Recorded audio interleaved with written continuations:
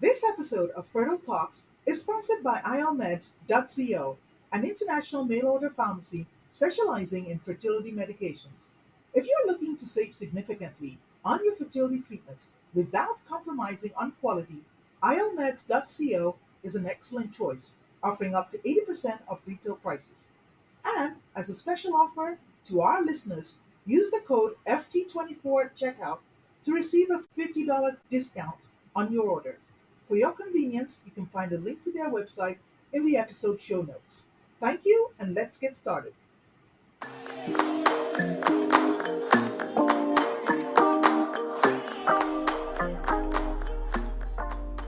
Welcome to Fertile Talks, the global podcast celebrating the diversity of fertility journeys. I'm your host, Dr. Yemi Famuyiwa. Whether you're just starting or simply curious, this is your safe space. In each episode, we will bring you expert insights, heartfelt personal stories, and the latest in reproductive health. Our goal is to break down barriers, tackle stigma, and provide support and hope. So whether you're in the Americas, Africa, or Asia, Fertile Talks is your companion on the path to parenthood. Thank you for tuning in and welcome to Fertile Talks.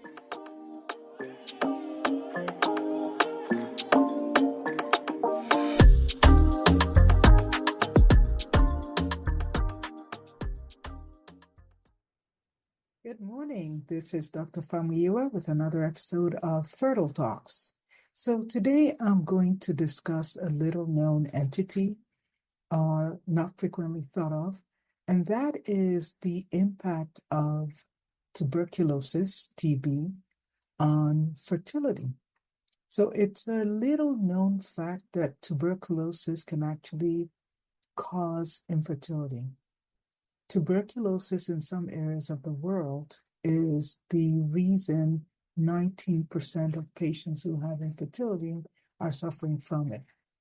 So tuberculosis is an infection caused by the bacteria called Mycobacterium tuberculosis. It is primarily a bacteria that affects the lungs, but it can also spread to other organs in the body. So that when it happens and spreads to the genitals is called genital TB.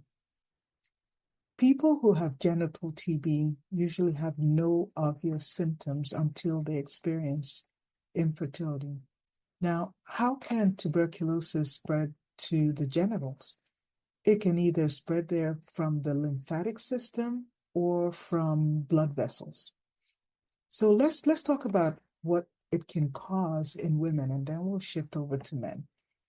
In women, the tuberculosis bacteria can infect the fallopian tubes, causing scarring and sometimes blockage or cause the tube to swell, called the hydrosalpinx. It can also damage the endometrium. I'm going to show you what the endometrium is that thin layer of the uterus. It can cause the lining to be infected and damaged and cause a thin lining. And this usually makes it very difficult for implantation to occur. Sometimes it causes scarring on the inside of the uterus called Asherman syndrome. Now, there are some typical findings when you do an HSG that may make you suspect tuberculosis. The common findings that you might see are not really specific for tuberculosis, such as an obstructive fallopian tube or a swollen tube. There could be other causes. So it's typical that genital TB is missed for those reasons. Sometimes you'll have a lead pipe tube, or in some images, you'll see a T-shaped uterus, a shrunken down endometrial cavity. So one of the things that people should keep in mind, if you have a T-shaped uterus, you should actually have tuberculosis on your radar screen. It can infect the ovaries, believe it or not, and it'll cause damage to the ovarian tissue. It'll cause chronic inflammation. So sometimes people have chronic pelvic pain. In men, it can infect the epididymis. That's the coil tube at the back of the testes that are important for transportation and storage of sperm. And it can block those. So you have another blockage case. It can also infect testes itself. So in that case, it'll cause damage to production of sperm. It can affect the shape of the sperm morphology, motility of the sperm. So it can also cause problems in men as well. So where do you find TB anyway? What's it all about? It's more common for people who experience genital TB to have had prolonged exposure. So you might find genital TB more in areas that are endemic, such as some parts of Asia, Africa, or South America, or people who have traveled and have been exposed for a long duration of time. So if you are having difficulty with fertility and you have some of these non-specific constellation, but you have risk factors, I think that should be on the radar. Now, how can you test for it? There are, of course, skin tests that you can do. You could do some blood tests nowadays for it. Again, those are non-specific, right? So it just tells you you've been exposed in the past. It doesn't really tell you that you have genital TB.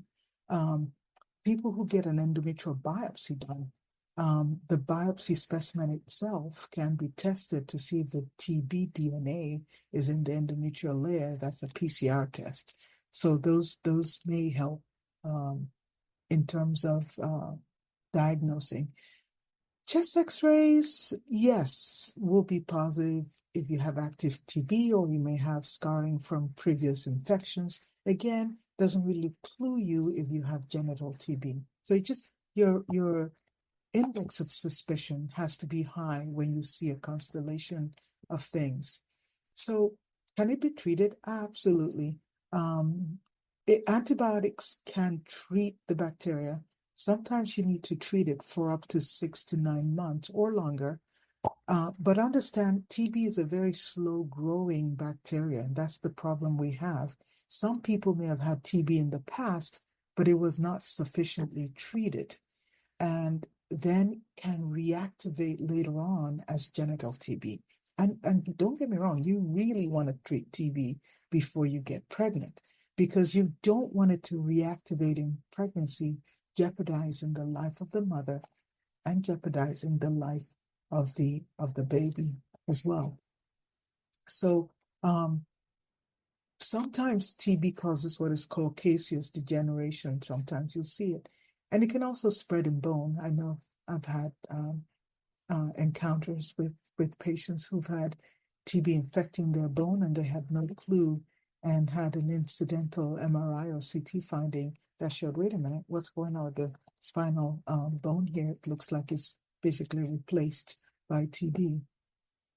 I do remember a patient that we had when I was in training who had the typical finding on an HSG, had a T-shaped uterus and had been in an endemic area for a while. So further testing, we were able to actually diagnose, and we did do an endometrial biopsy on her, that she actually had genital TB, and we could treat her for a long time. Now understand, the antibiotic can kill the bacteria. Once structural damage has occurred, you cannot reverse the structural damage. So be careful about that.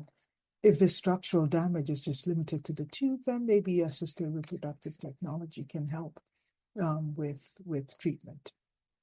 So in conclusion, TB is can have a significant impact on fertility, especially in women, and also in men, but it needs proper treatment. It needs early diagnosis to mitigate against structural damage.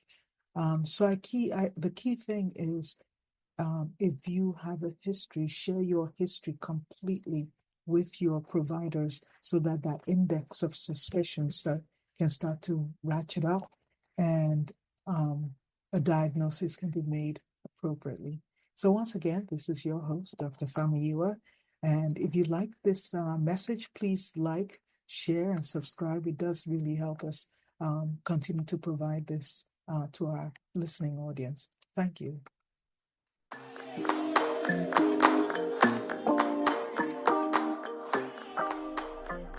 you for tuning in to Fertile Talks.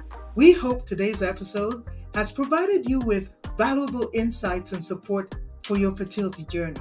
Remember, you are not alone.